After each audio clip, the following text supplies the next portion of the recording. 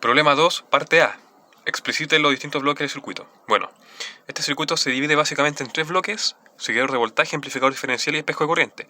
El espejo de corriente se identifica básicamente porque al final la corriente que va a drenarse por estas partes de acá va a ser igual o múltiplos de la corriente de referencia que vamos a calcular en este lugar. Por lo tanto, este vendría siendo el espejo de corriente, ya que se va repitiendo la corriente según dependa. Seguidor de voltaje, porque esta topología es de un seguidor de voltaje, y aquí el amplificador diferencial. En realidad esto está en cascada, pero esto vendría siendo debido a cómo están ubicados los transistores, cómo se unen entre sí. Además aquí tenemos las entradas. Bueno, parte B, encuentre la corriente de polarización de cada transistor y verifique que se encuentre en región de corriente constante. Para eso, para que esté en la región de corriente constante, queremos que se cumpla esta condición. Que el voltaje de colector emisor de cada transistor sea mayor al voltaje de saturación.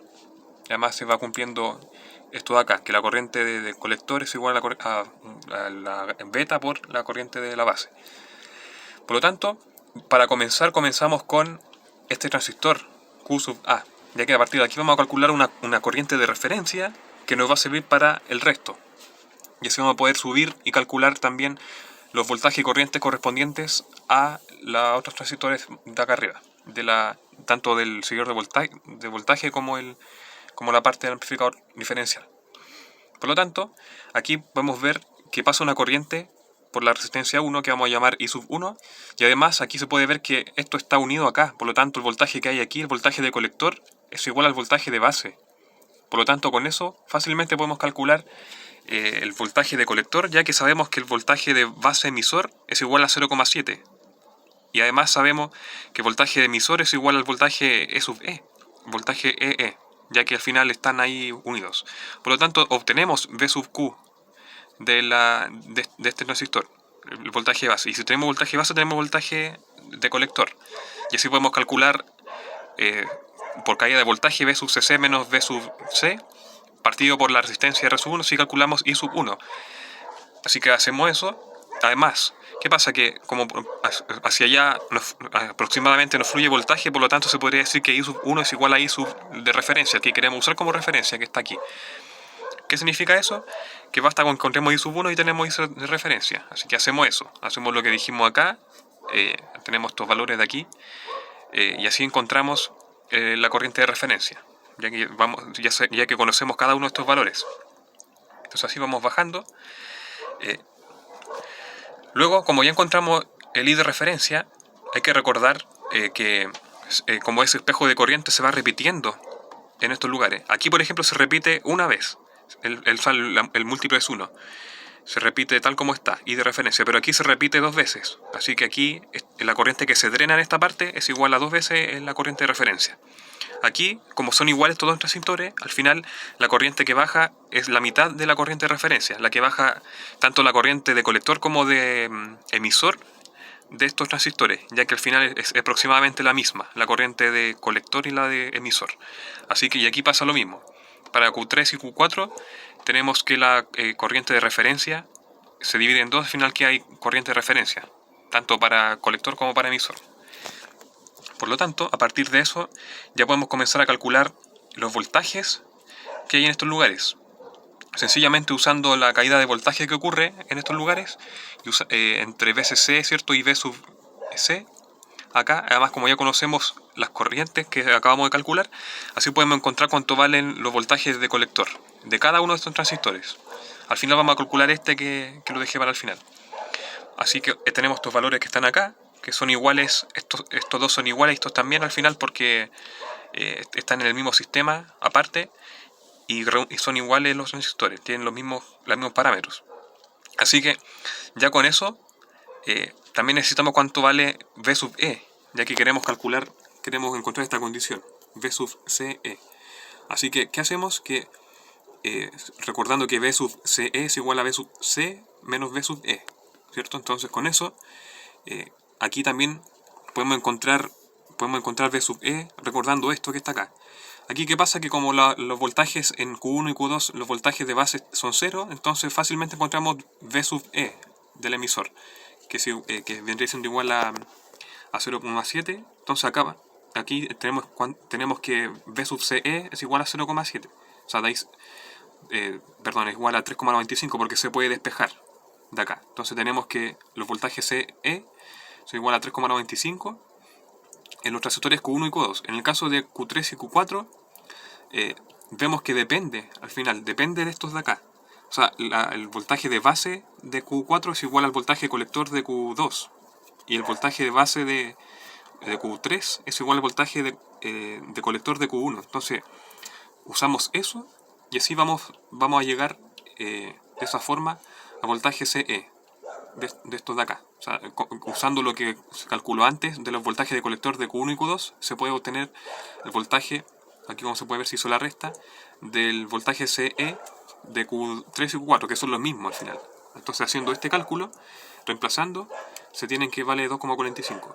Si asumimos que voltaje de saturación, es igual a 0,2 volts, al final son mayores, se cumple la condición. Por lo tanto, aparte de haber calculado acá lo que nos preguntaban, tanto las corrientes, hemos calculado las corrientes de polarización en los 4 transistores, así como también hemos calculado los voltajes CE para ver que se cumple la condición. Pero ahora falta Q5. Y para eso hacemos exactamente lo mismo que antes, ¿cierto? Vamos operando.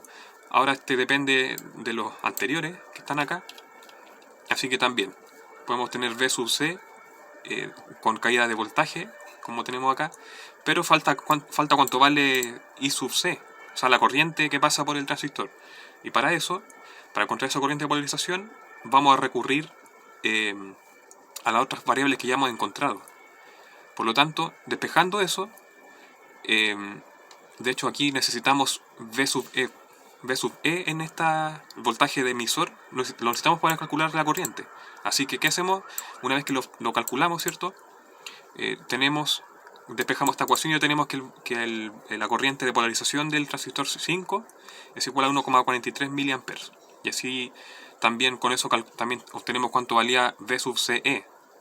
También podemos, reemplazando acá los que hemos encontrado, y nos queda que es igual a 1 volt. Y 1 volt y también es mayor a 0,2 volts, que es el voltaje de saturación, así que se cumple la condición.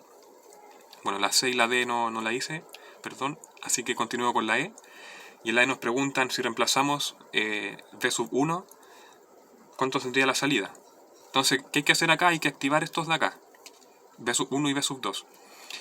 Lo que hacemos es, notamos que ocurre esto, que en modo común la salida es igual a seno de omega t, o sea, cuando V1 más V2 partido en 2.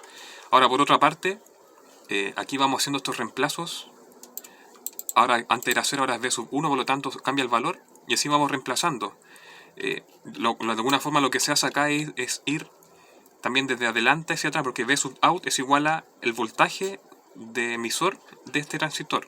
Pero sin embargo, en esta caída también depende del voltaje de base. Y el voltaje de base depende de acá y este de acá depende de acá.